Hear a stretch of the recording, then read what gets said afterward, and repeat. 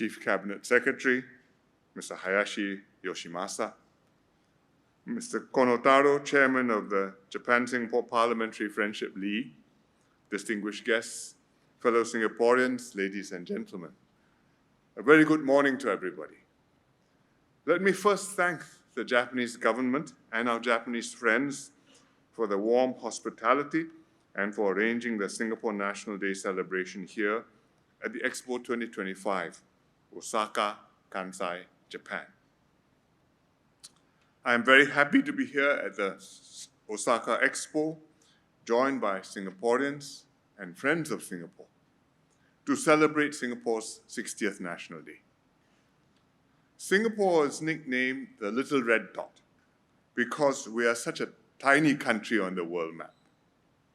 However, at the Osaka Expo, our little red dot, the Singapore pavilion, is hard to miss. It stands 17 meters tall, and the pavilion is named the Dream Sphere, made of 17,000 mostly recycled red aluminum discs.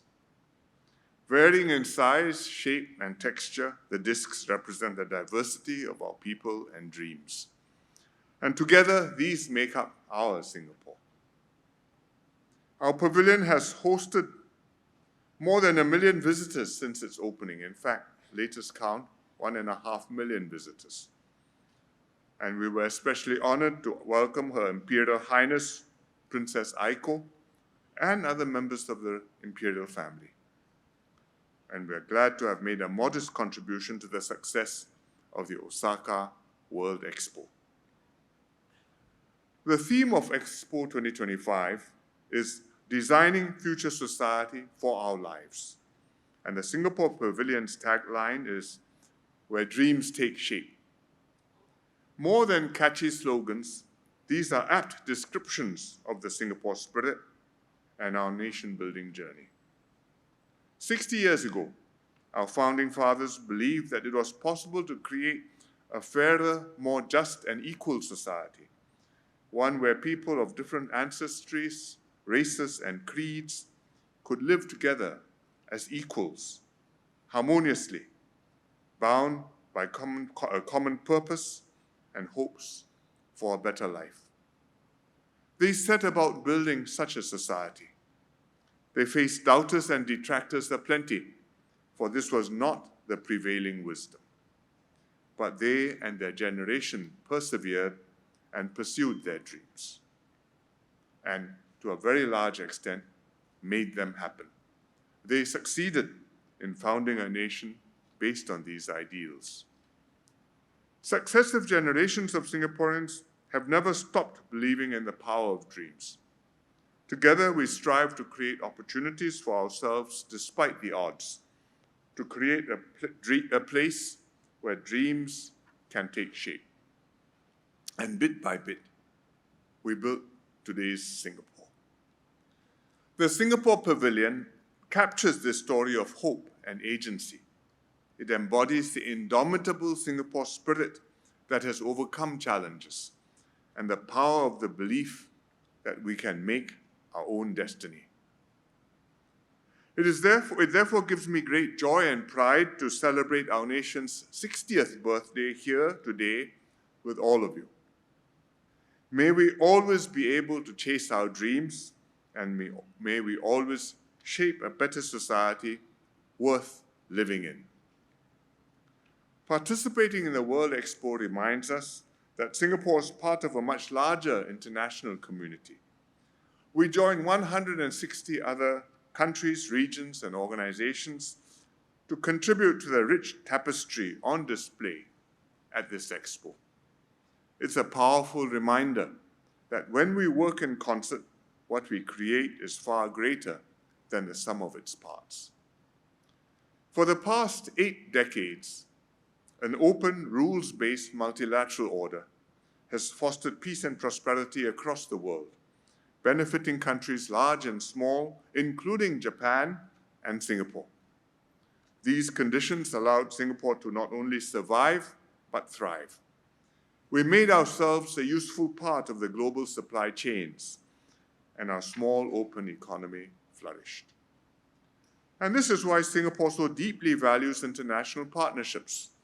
We play an active and constructive role internationally in multilateral bodies like the UN and the WTO. We participate in and contribute to plurilateral groupings like the CPTPP and the Regional Comprehensive Economic Partnership, the RCEP. We are also a founding member of the Digital Economy Partnership Agreement. But the rules-based multilateral system is now under severe strain. At the same time, humanity faces profound transnational challenges like climate change, which no country can address alone. Just as this Expo's success has been made possible only through the active participation of partners from around the world, so too do these times call for more, not less, international cooperation. Japan and Singapore both recognize this, and we are looking for more ways to cooperate and to strengthen our ties. We commemorate the 60th anniversary of the establishment of diplomatic relations next year. Successive leaders from both countries have carefully nurtured this relationship, and they have found ways to move beyond a difficult historical past to forge cooperation based on mutual economic and strategic interests. For 60 years, we have built deep economic ties, strong people-to-people connections, and a shared commitment to fostering regional peace and prosperity. The economic dimension of our partnership has been particularly remarkable. Japanese investments have been pivotal to Singapore's economic takeoff. Japanese companies were among the first to believe in Singapore's potential. Companies like Sony, Panasonic, Shimano, and Sumitomo invested in Singapore and became steadfast partners in our nation-building journey. They created thousands of jobs, transferred valuable technical know-how, and helped develop our industrial capabilities. The Japan-Singapore Economic Partnership Agreement, signed in 2002, marked another milestone in our partnership. It was Japan's first bilateral economic partnership agreement and Singapore's first free trade agreement with a major trading partner. It was a gold standard agreement for a new era and served as a pathfinder for subsequent regional economic agreements.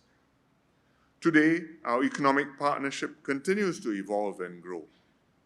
We are among each other's top 10 trading partners.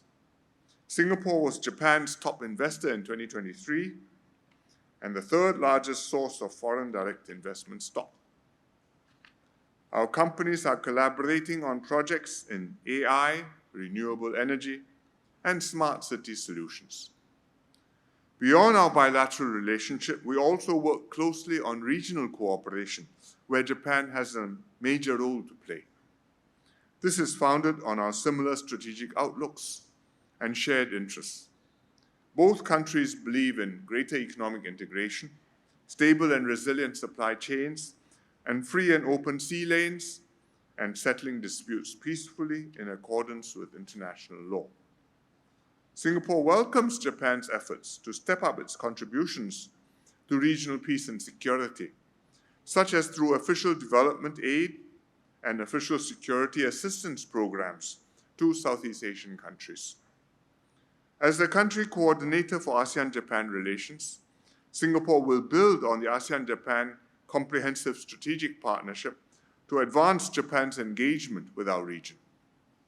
Yet the strength of our partnership ultimately rests on the deep people-to-people ties between ordinary Singaporeans and Japanese.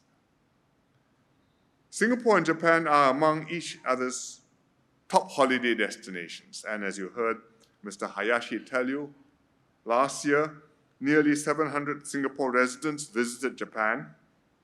I and my family were among them, while close to 600,000 Japanese visitors came to Singapore. And this year, I think both numbers are likely to be bigger. With the Expo 2025 Osaka, visitor numbers from Singapore to Japan are likely to break records again.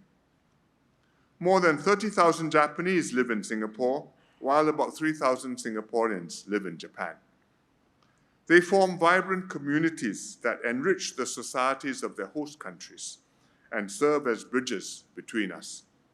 Our youth are also forging ties in the next generation, with flourishing exchange programs and research partnerships, and continued interest in studying Japanese language and culture among Singaporean young people.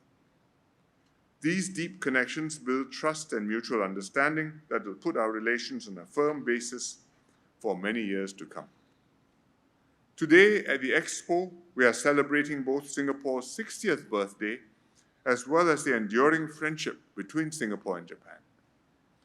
The friendship has strengthened with each passing year and stands as a testament to what countries can achieve when they work together with mutual respect and shared purpose. I'm confident that the next chapter of the Singapore-Japan relationship will be even more dynamic and progressive. By building on our strong foundations, we can create new partnerships that will benefit our people for many years to come.